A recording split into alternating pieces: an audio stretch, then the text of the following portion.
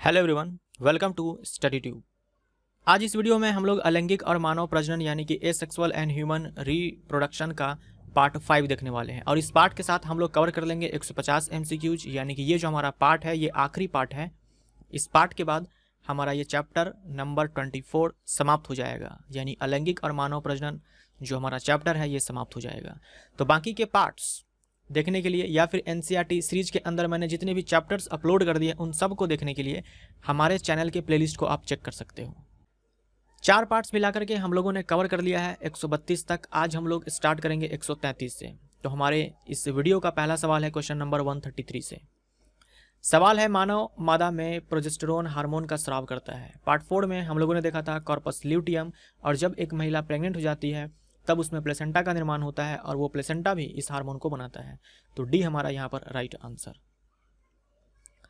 अगला है, मानव मादा में फेलोपियन ट्यूब की लंबाई लगभग कितनी होती है।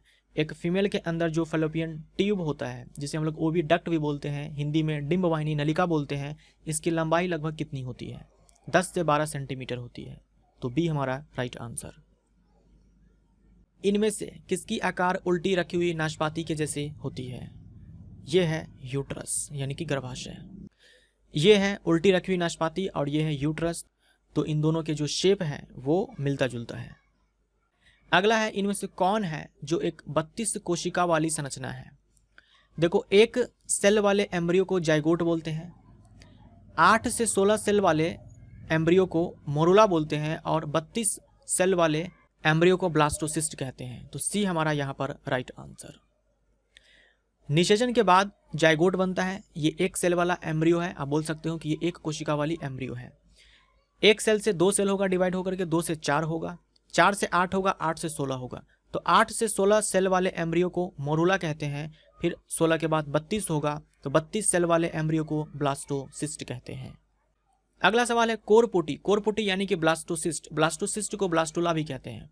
तो कोरपुटी का गर्भाशय के अंतः स्तर में अंतः स्थापित होना क्या कहलाता है।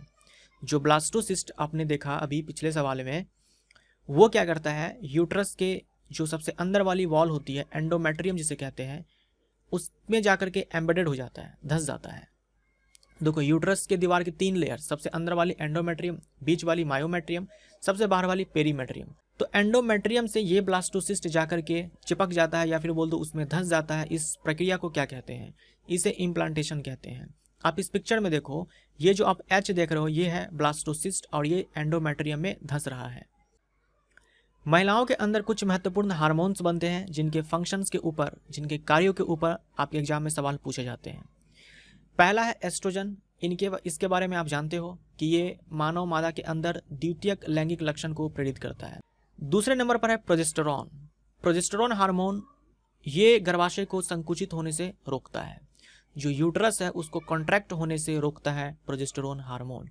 साथ में यूट्रस को मेंटेन करके रखता है ताकि जो एम्ब्रियो उसमें डेवलप हो रहा है उसे किसी भी प्रकार की कोई प्रॉब्लम ना हो। तो जब एक महिला प्रेग्नेंट होती है उस समय प्रोजेस्टेरॉन हार्मोन का लेवल हाई होता है ताकि यूट्रस कॉन्ट्रैक्ट ना करे, संकुचित ना हो। तीसरे नंबर पर ऑक्सीटोसिन। ऑक्सीटोसिन ये हाइपोथैलेमस बनाता है, सिक्रीट करता है पीयूष ग्रंथि, पिट्यूटरी ग्लैंड। ऑक्सीटोसिन ये यूट्रस को कॉन्ट्रैक्ट करवाता है। तो डिलीवरी के टाइम में या फिर पार्चुरेशन के टाइम में ऑक्सीटोसिन का लेवल हाई हो जाता है, क्योंकि उस समय ज़रूरत है कि यूट्रस कॉन्ट्रैक्ट करे, गर्भाशय संकुचित हो और बच्चा जो है वो योनि की तरफ आगे बढ़े बाहर आने के लिए। साथ में ऑक्सीटोसिन ये जो स्तन ग्रंथि है उससे मिल्क को भी सिक्रीट करवाता है। ध्यान में ये रखना है आपको, जो प्रोलैक्टिन हार्मोन है ये मिल्क बनाता है, मेमरी ग्लैंड में स्तन ग्रंथि में मिल्क बनाता है, लेकिन सिक्रीट करवाने के लिए ऑक्सीटोसिन हार्मोन है। ये अंतर दोनों आपको ध्यान में रखने हैं। साथ में जब प्रोलैक्टिन हार्मोन का लेवल हाई होता है तब वो अंडोत्सर्जन नहीं होने देता है। जब एक महिला प्रेग्नेंट होती है उसके बॉडी के अंदर ऑक्सीटोसिन हार्मोन का लेवल कम होता है ताकि यूट्रस कॉन्ट्रैक्ट न करे। अगला सवाल है, गर्भ अवस्था के दौरान किस हार्मोन का स्राव अधिक मात्रा में नहीं होगा।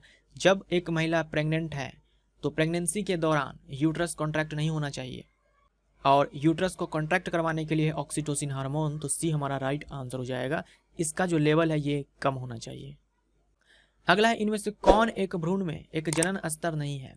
कौन एक जर्म लेयर नहीं है एम्ब्रियो के अंदर? हमारे बॉडी के अंदर जितने भी ऑर्गन्स हैं, जितने भी ऑर्गन सिस्टम्स हैं, वो सभी जर्म लेयर से बने हुए हैं। तो 3 जर्म लेयर्स होते हैं ह्यूमन के केस में, एक्टोडर्म, मेसोडर्म, एंडोडर्म। मायोमेट्रियम ये यूट्रस की वॉल है। डी हमारा राइट आंसर। अब मैंने यहाँ पर लिस्ट पूरा लिख दिया हुआ है कि कौन से जनन स्तर से, कौन से जर्म लेयर से कौन से ऑर्गन बने हुए हैं। तो आप वीडियो पॉज करके आप अच्छे से एक बार इसको पढ़ लेना। कुछ ऑर्गन ऐसे होते हैं जिनके different parts different germ layer से बनते हैं, यानी एक ही ऑर्गन के कुछ हिस्सा किसी और जनन स्तर से होगा और कुछ हिस्सा किसी दूसरे जनन स्तर से होगा। जैसे मैं यहाँ देखो, जो अग्र पीयूष है, पीयूष ग्रंथि का जो अग्र पीयूष वाला भाग है वो बना हुआ है एंडोडर्म से, लेकिन जो पश्च पीयूष है वो बना हुआ है एक्टोडर्म से। जो उत्सर्जन तंत्र है वो मेसोडर्मल होता है, यानी उत्सर्जन तंत्र के अंदर जो भी पार्ट्स आते हैं उसकी उत्पत्ति मध्य जनन स्तर से हुई है, लेकिन जो मूत्राशय है जो कि उत्सर्जन तंत्र का ही भाग है ये अंतः जनन स्तर से उत्पन्न हुई है। तो इस तरह के कुछ अंतर आपको इसमें देखने को मिल सकता है। तो आप वीडियो पॉज करके इन सब को एक बार पढ़ लेना। अगला है, इनमें से किसकी उत्पत्ति मध्य जनन स्तर से होती है? तो ये है मसल, ठीक है, पेशी। बाकी लीवर, पैनक्रियाज और थायराइड ग्लैंड ये है एंडोडर्मल इन ओरिजिन, यानी कि अंतः जनन स्तर से।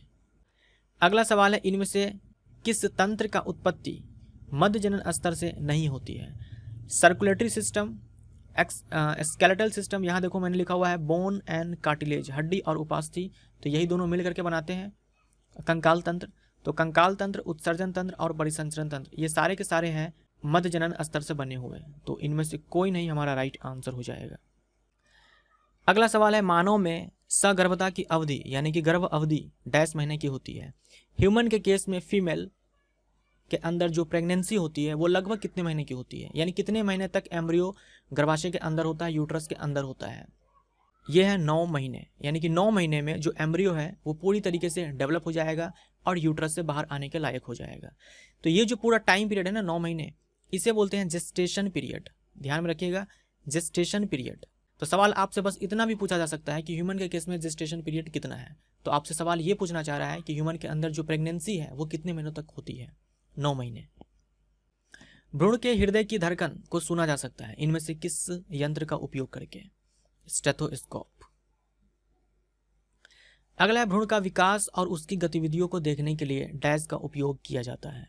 एम्ब्रियो जो डेवलप हो रहा है और उसकी एक्टिविटी को देखने के लिए इनमें से किस का उपयोग किया जाएगा? सोनोग्राफी। सोनोग्राफी में अल्ट्रासाउंड का यूज किया जाता है और सोनोग्राफी से ये भी पता चल जाता है कि जो बच्चा जन्म लेगा वो मेल है या फीमेल है, लड़का है या लड़की है। नेक्स्ट है, गर्भाशय से गर्भ का बाहर निकलना क्या कहलाता है? Expulsion of the foetus from uterus is called. जब पूरा जेस्टेशन पीरियड कंप्लीट हो जाएगा, 9 महीने पूरे हो जाएंगे, तब वो जो फीटस है, गर्भ है, वो गर्भाशय से बाहर आएगा। तो उस प्रक्रिया को क्या कहते हैं? उसे बोलते हैं पार्चुरेशन, ठीक है, प्रसव, पार्चुरेशन। अगला सवाल है, गर्भाशय के संकुचन के लिए किस हार्मोन का स्राव अत्यधिक मात्रा में होनी चाहिए? तो at the time of parturition, प्रसव के समय ऑक्सीटोसिन हार्मोन का लेवल हाई हो जाता है, तो यहाँ पर ऑक्सीटोसिन हमारा राइट आंसर। इस समय पार्चुरेशन के टाइम में प्रोजेस्टेरॉन का लेवल लो हो जाएगा, क्योंकि अगर प्रोजेस्टेरॉन का लेवल हाई हुआ तो संकुचित होने से रोकेगा, इसीलिए प्रोजेस्टेरॉन का लेवल डाउन हो जाता है और ऑक्सीटोसिन का लेवल बहुत ही ज़्यादा अप हो जाता है। अगला है, स्तन ग्रंथियों से दूध का उत्पादन क्या कहलाता है? मिल्क प्रोडक्शन मैमरी ग्लैंड से क्या कहलाता है? देखो, मैमरी ग्लैंड में मिल्क का बनना और सिक्रीट होना, इन सब को हम लोग एक साथ बोलते हैं लैक्टेशन, ठीक है, लैक्टेशन। तो मैमरी ग्लैंड में मिल्क का बनना भी लैक्टेशन, मिल्क सिक्रीट होना भी लैक्टेशन। अगला है, प्रसव के बाद दुग्ध स्रवण के आरंभिक कुछ दिनों तक जो दूध निकलता है उसे डैश कहते हैं। जब लैक्टेशन स्टार्ट होता है तो इनिशियल के कुछ दिनों तक जो मिल्क प्रोड्यूस होता है उसे क्या कहते हैं? उसे बोलते हैं खीस, हिंदी में, इंग्लिश में कोलोस्ट्रम, ठीक है, कोलोस्ट्रम। अगला है, जो ब्रेस्ट मिल्क है उनमें क्या सब होता है? ब्रेस्ट मिल्क में, मदर के ब्रेस्ट मिल्क में कार्बोहाइड्रेट होता है, प्रोटीन होता है, फैट होता है, तो ऑल ऑफ दीज हो जाएगा। और सिर्फ इतना ही नहीं, ये सारे होते हैं, देख लो मैंने यहाँ पर लिख दिया हुआ है, carbohydrates, proteins, fats, water, vitamins, minerals, WBC और IgA antibody, immunoglobulin A antibody. ठीक है, कार्बोहाइड्रेट हो गया, प्रोटीन हो गया, वसा हो गया, जल हो गया, विटामिन हो गया, खनिज हो गया, WBC हो गया और IgA एंटीबॉडी, ये सारे पाए जाते हैं मदर के ब्रेस्ट मिल्क में। और इसीलिए कहा जाता है कि जन्म के बाद बच्चे को कम से कम 6 महीने तक माँ का दूध पिलाना चाहिए, मदर का ही मिल्क पिलाना चाहिए, क्योंकि इनमें WBC भी होता है, एंटीबॉडी भी होता है, जो बच्चे को किसी भी तरीके के इन्फेक्शन से बचाएगा। और बाकी के ये सारे तो होते ही हैं। अगला सवाल है, मानव के संदर्भ में कौन असत्य है? ह्यूमन के बारे में बताना है, इनमें से कौन इनकरेक्ट है। ये अलैंगिक होते हैं, सही है। ये द्विलैंगिक होते हैं, गलत है। देखो, द्विलैंगिक का मतलब ये हुआ कि एक ही ऑर्गेनिज्म के अंदर मेल पार्ट भी है, फीमेल पार्ट भी है। जैसे एक ह्यूमन के अंदर या तो उसके पास मेल सेक्स ऑर्गन्स होंगे या तो फीमेल सेक्स ऑर्गन्स होंगे। ऐसा नहीं होगा कि एक ही ह्यूमन के अंदर मेल सेक्स ऑर्गन और फीमेल सेक्स ऑर्गन दोनों हो। लेकिन प्लांट के केस में ऐसा होता है, एक प्लांट के अंदर मेल पार्ट भी हो सकता है और फीमेल पार्ट भी हो सकता है। तो प्लांट के केस में दोनों ही पॉसिबल है, यूनिसेक्सुअल भी हो सकता है और बाईसेक्सुअल भी हो सकता है। लेकिन एक ह्यूमन वो यूनिसेक्सुअल होता है। साथ में बच्चे जन्म देते हैं, अपने जैसे बच्चे जन्म देते हैं, तो वो हो गया सजीव प्रजक, विविपैरस। और रिप्रोडक्टिव मेथड है वो है सेक्सुअल रिप्रोडक्शन, लैंगिक जनन। तो डी भी सही है। असत्य पूछा है तो बी हमारा right answer. Lactiferous duct is associated with, जो दुग्ध वाहिनी है वो किससे संबंधित है? ये संबंधित है ब्रेस्ट से। जो आप पीला पीला देख रहे हो ना इस पिक्चर में, ये पूरा एक स्तन है, ठीक है, ब्रेस्ट है। और ये जो पीला पीला आप देख रहे हो ये है फैट्स, ये सारे हैं वसा फैट्स। और ये देखो, ये जो संरचनाएं आप देख रहे हो ना, ये है स्तन ग्रंथि, मैमरी ग्लैंड। जनरली हम लोग मैमरी ग्लैंड ब्रेस्ट को भी बोल देते हैं, लेकिन आप ध्यान में रखो कि मैमरी ग्लैंड ये ब्रेस्ट के अंदर होता है, क्योंकि ब्रेस्ट के अंदर आप देखो फैट्स भी होते हैं, मैमरी ग्लैंड्स भी होते हैं और लैक्टिफेरस डक्ट भी होते हैं। इनके अलावा और भी पार्ट्स होते हैं, वो हम लोगों को नहीं जानना है। तो जब ये मैमरी ग्लैंड मिल्क को बनाएगा, तब यहाँ से वो मिल्क लैक्टिफेरस डक्ट में आएगा। ये देख रहे हो, ये सारे लैक्टिफेरस डक्ट हैं, और फिर वो मिल्क निपल्स के थ्रू बाहर आएगा। तो इस मैमरी ग्लैंड के अंदर मिल्क बनाने के लिए हार्मोन है प्रोलैक्टिन, और इस मैमरी ग्लैंड से मिल्क को सिक्रीट करवाने के लिए हार्मोन है ऑक्सीटोसिन। अब हम लोग ह्यूमन रिप्रोडक्शन के अंदर जो भी इवेंट्स हुए हैं उन सब को एक बार देखते हैं कि क्या सब हुआ है। ह्यूमन रिप्रोडक्शन के अंदर सबसे पहले गैमेटोजेनेसिस होता है, यानी कि युग्मक जनन होता है, युग्मक बनते हैं, मेल के अंदर स्पर्म, फीमेल के अंदर ओवम एग। उसके बाद क्या होता है? इंसेमिनेशन होता है, वीर्य को मादा के योनि में डाला जाता है, वीर्य सेचन जिसको बोलते हैं। उसके बाद फर्टिलाइजेशन होता है, यानी कि निषेचन होता है। उसके बाद इम्प्लांटेशन होता है, फर्टिलाइजेशन के बाद जाइगोट बनता है, फिर मोरुला बनता है, मोरुला के बाद ब्लास्टुला बनता है, और उसके बाद इम्प्लांटेशन होता है। इम्प्लांटेशन के बाद, अंतरोपण के बाद गैस्ट्रुलेशन होता है, ठीक है, ये ध्यान रखना ये वर्ड गैस्ट्रुलेशन। गैस्ट्रुलेशन का मतलब समझ रहे हो? जो 3 जर्म लेयर्स थे, एक्टोडर्म, मेसोडर्म और एंडोडर्म, इन तीनों का बनना ही गैस्ट्रुलेशन कहलाता है। तीनों जर्म लेयर्स का बनना ही गैस्ट्रुलेशन कहलाता है। जब जर्म लेयर्स बन जाएंगे तब ऑर्गेनोजेनेसिस होगा, अंग का निर्माण होगा। अब अंग सारे जब बन जाएंगे, 9 महीने पूरे हो जाएंगे, तब क्या होगा?